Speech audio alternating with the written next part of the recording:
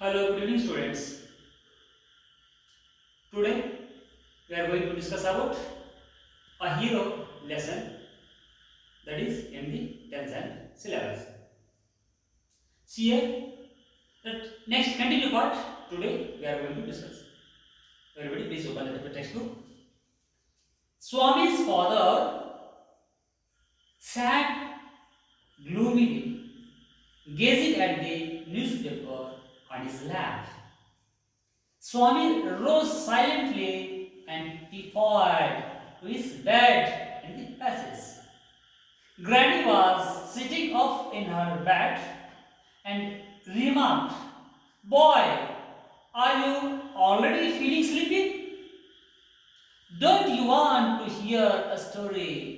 Swami made wild gesticulations to silence his granny. But the good lady saw nothing. So Swami threw himself on his bed and pulled the blanket over his face. Here, Swami was sleeping on the bed. Really, he was not sleeping, but he was behaving as like as he slept. That one, in that time, his granny came to that place to rise that Swami. He scolded, then he sent. Same thing in Kannada version.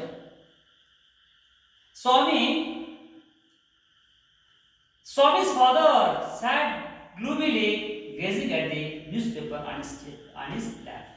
ಸ್ವಾಮಿಯ ತಂದೆ ತನ್ನ ತೊಡೆ ಮೇಲೆ news ಪೇಪರ್ನ ಇಟ್ಕೊಂಡು ಅದನ್ನ ಓದ್ತಾ ಕೂತ್ಕೊಂಡಿರ್ತಾನೆ. Gazing ಅಂದ್ರೆ ಮೀನ್ಸ್ ಪೂರ್ತಿ ಆಳವಾಗಿ ಪೇಪರ್ನ ಒಂದು ತಿನ್ನುವ ಹಾಗೆ, ಅದಕ್ಕೆ that is what you can call gazing. ಆ ಥರ ನೋಡ್ತಾ ಇರ್ತಾನೆ. Swami rose silently and typhoid his bed in the passage. Swami ಎದ್ದ ತಕ್ಷಣ ತನ್ನ ಬೆಳಗಿನ ಜಾವ ಹಾಸಿಗೆಯನ್ನು ತೆಗೆದ ಫೋಲ್ಡ್ ಮಾಡಿರ್ತಾನೆ. Granny was sitting up in her bed and remark. ಸ್ವಾಮಿಯ ಅಜ್ಜಿ ಅಲ್ಲಿ ಕುಳಿತುಕೊಂಡಿರ್ತಾಳೆ. ಅವಳು ನನಗೆ ಕಾಮೆಂಟ್ ಮಾಡ್ತಾಳೆ, boy are you already feeling sleepy? ನೀನು ಇವಾಗ ತಾನೇ ಇದ್ದೀಯಾ, ಮತ್ತೆ ನಿನಗ ನಿದ್ದೆ ಮಾಡುವಂತ ಒಂದು ಮೂಡ್ ಅನಿಸ್ತಾ ಇದೆಯಾ, ನಿದ್ರೆಗಡಲಿದೆಯಾ ಅಂತ ಈ ತರ ಕೇಳಿದ ಹಾಗೆ ಅವಳು ರಿಯಾಕ್ಟ್ ಮಾಡ್ತಾಳೆ. Don't you want to hear a story? ನಿನಗ ಕಥೆ ಕೇಳಬೇಕಂತ ಅನಿಸ್ತಾ ಇಲ್ಲ ಅಂತ ಕೇಳ್ತಾಳೆ. Swami made wild gesticulations to silence his grand. Gesticulation means ಒಂದು ಭಾವನೆಗಳನ್ನ ವ್ಯಕ್ತ ಮಾಡೋದು. ತನ್ನ ಅಜ್ಜಿಯ ಮುಂದೆ ತನ್ನ ಭಾವನೆಗಳನ್ನ ತೋರ್ಪಡಿಸ್ತಾನೆ, gesticulations. But that good lady saw nothing. So Swami threw himself on his bed and pulled the blanket over his face. ಅಜ್ಜಿ ಕೇಳಿದಾಗ ಸ್ವಾಮಿ ಏನ್ ಮಾಡ್ತಾನೆ, ಏನೋ ಒಂದು ಹಾಸ್ ಬ್ಲಾಂಕೆಟ್ ಇರ್ತಲ್ಲ, ಬ್ಲಾಂಕೆಟ್ ಅನ್ನ ತನ್ನ ಮುಖದ ಮೇಲೆ ಒದ್ದಿಸಿಕೊಂಡು ನಿದ್ರೆ ಮಾಡೋದ್ರನ್ನಾಗಿ ಒಂದು ಆಕ್ಟ್ ಮಾಡ್ತಾನೆ, ನಟನೆ ಮಾಡ್ತಾನೆ. Next, Granny said, "Don't cover your face. Are you really very sleepy?" Swami leaned over and whispered, "Please, shut up, Granny. Don't talk to me, and don't let anyone call me even if the house is on fire. I don't sleep at once. Perhaps I shall die." He turned over and curled and snored under the blanket till he found his blanket full up. Here, Swami, he would like to sleep. In the time, blanket ಅನ್ನ ತೆಗೆದುಕೊಂಡು ಅವ ಹೊತ್ತಿಸಿಕೊಂಡು ಬರೆಯುತ್ತಾನೆ. In the time, again and again, Granny was coming and she was disturbing. In the time, angrily, a hero Swami, he told grandmother, If house is firing also, don't come to get up here. Don't come to here to make disturb for me. ಅಂತ ಅಜ್ಜಿ ಹೇಳ್ತಾನೆ. ಅಜ್ಜಿ ಪದೇ ಪದೇ ಬಂದು ಆ ಒಂದು ಸ್ವಾಮಿಯನ್ನ ಎಬ್ಬಿಸ್ತಿರ್ತದ. ಆವಾಗ ಆ ಸ್ವಾಮಿ ಇದ್ದಾನೆ ಏನ್ ಮಾಡ್ತಾನೆ, ಮನೆಗೆ ಬೆಂಕಿ ಹತ್ತಿರೂ ಸಹಿತ ನನ್ನ ಹತ್ರ ಬಂದು ನನ್ನ ನಿದ್ರೆಗೆ ತೊಂದರೆ ಮಾಡಬೇಡ, ನನ್ನ ನಿದ್ರೆಗೆ ಡಿಸ್ಟರ್ಬ್ ಮಾಡಬೇಡ ಅಂತ ಅವನು ಅಜ್ಜಿಗೆ ರಿಯಾಕ್ಷನ್ ಕೊಡ್ತಾನೆ. Presently his father came and stood over him. ಇದಾದ್ಮೇಲೆ ಸ್ವಾಮಿ ತಂದೆ ಬರ್ತಾನೆ. ತಂದೆ ಬಂದಾಗ ಸ್ವಾಮಿಗೆ ಅನಿಸ್ತದೆ, ಅರ್ಥ ಆಯ್ತು ತಂದೆ ಬಂದಾಗ. ಇನ್ನ ತಂದೆ ಏನಾದ್ರು ಮಾಡಿ ತೊಂದರೆ ಕೊಟ್ಟು ಅವನ ಎಬ್ಬಿಸ್ತಾನೆ ಹಾಸಿಗೆಯಿಂದ. ಸ್ವಾಮಿ ಗೆಟ್ ಅಪ್, he said. ಸ್ವಾಮಿ ಹಾಸಿಗೆಯಿಂದ ಹೇಳು, ಎದ್ದೇಳು, ಸಮಯ ಆಗಿದೆ ಅಂತ ನನ್ನ ತಂದೆ ಹೇಳ್ತಾನೆ. He looked like an apparition in the semi-darkness of the passage. ತಂದೆ ಏನ್ ಮಾಡ್ತಾನೆ, ದಾರಿಯಲ್ಲಿ ಒಂದು ದೆವ್ವ ನಿಂತಾಗೆ, ದಾರಿಯಲ್ಲಿ ಒಂದು ಭಯಂಕರವಾದ ಭಯ ಹುಟ್ಟಿಸುವಂತ ಒಂದು ಆಕಾರ ವಿಕಾರತನಾಗಿ ನಿಂತ ಹಾಗೆ ಆ ಪ್ಯಾಸೇಜ್ ನಲ್ಲಿ ನಿಂತು ಒಂದು ಜೋರಾಗಿ ಹೊರಡ್ತಾ ಡಿಸ್ಟರ್ಬ್ ಮಾಡ್ತಾ ಇರ್ತಾನೆ. ಹಾಗಾಗಿ which was lit by a cone of light from the hall.